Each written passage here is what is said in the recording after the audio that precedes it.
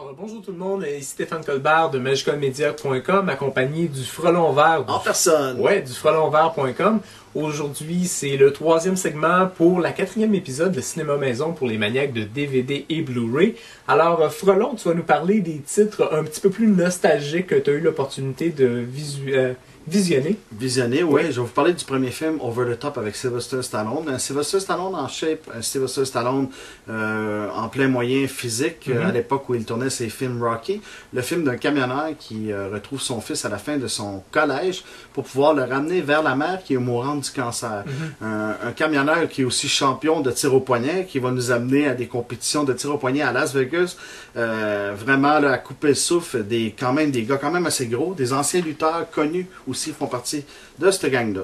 C'est vraiment un bon film. Il n'y a pas de supplément par contre, mais c'est un film pour les collectionneurs. Puis en Blu-ray, c'est vraiment le son et l'image est beaucoup amélioré. Moi, je me rappelle, j'ai vu ce film-là une fois quand j'étais tout jeune, et je me rappelle que dans le camion, il y avait une espèce de poids pour s'entraîner, étant donné qu'il tire toujours au poignet du même côté. Tiens, toi, son branché. Puis, pendant qu'il est en train de conduire, il s'entraînait en même temps, fait que c'est particulier. Je me rappelle de ce film-là. Il se prépare parce que la plupart des truck stops, les gars se réchauffaient jusqu'au concours. Il y avait plusieurs concours à travers les États-Unis. Alors, on va poursuivre avec... Comme deuxième film, Catwoman, des scènes excellentes en Blu-ray, des scènes de combat avec Halle Berry. C'est vraiment une pièce de collectionneur pour les films de super-héros et non pour les films des fans de classiques, parce que c'est pas ce qu'il y a de plus grand comme actrice. Par contre, vous avez aussi des suppléments, vous avez la fin alternative aussi à la fin. Vous avez l'histoire de toutes les femmes chats dans l'histoire du cinéma jusqu'à aujourd'hui, ce qui est très très intéressant dans les suppléments. Ouais. Et on doit mentionner, c'est pas qu'Halle Berry est pas une bonne actrice, c'est pour ce film-là, c'est pas sa meilleure performance malheureusement, mais ça reste un bon divertissement. C'est pas le meilleur film, mais c'est un bon divertissement. Exact. Et comme tu dis, le documentaire avec toutes les femmes chats, c'est vraiment intéressant. Ça, c'est vraiment bien fait. C'est vraiment bien fait. Ici, comme troisième film Blu-ray que j'ai reçu, Sphère, qui est un classique avec Dustin Hoffman, Sharon Stone et Samuel L. Jackson.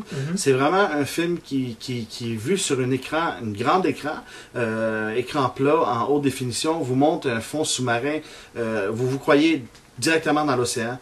C'est vraiment un film que je demande aux claustrophobes de se garder une pompe en cas qu'ils regardent le film parce qu'ils vont aller chercher leur oxygène. Un film avec beaucoup de suppléments.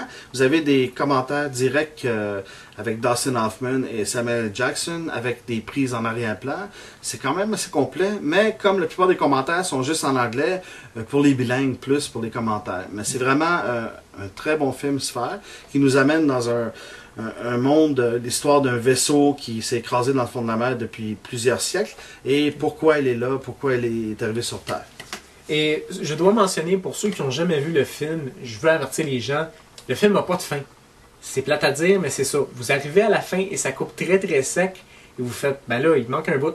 Ils ont vraiment gardé l'original du film comme tel tourné à cette époque-là. Mais en haute définition, pour les décors, la manière dont c'est tourné, ça doit être assez spectaculaire. C'est très spectaculaire sur écran géant. Tu vas conclure avec un dernier film. Dead Can, qui est quand même un film, le plus vieux film de la série, je crois. Ou à peu près dans la même époque. Tu parles de la série de films que tu viens de présenter. Okay. Dead Can avec Sam Neill et vous avez Sam Neill et Nicole Kidman. C'est un couple qui s'en va en voyage sur un voilier puis leur deuxième noce est interrompue par un naufragé, Billy Zane, qui arrive à l'improviste.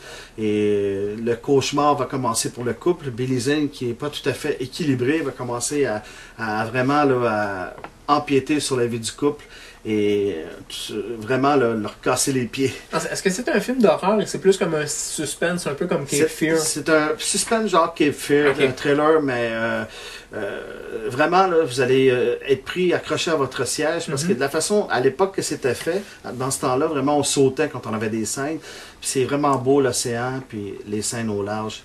Avec ce film-là. Est-ce qu'on a des suppléments? À l'arrière, il n'y a aucun supplément à part la bande-annonce. OK. Bon, ben c'est parfait. Alors, c'est ce qui va conclure cette 4e épisode de Cinéma Maison. On va remercier Le Frelon. On vous invite à aller voir lefrelonvert.com et aussi magicalmedia.com pour les critiques DVD et Blu-ray. Merci tout le monde. À la prochaine. À la prochaine.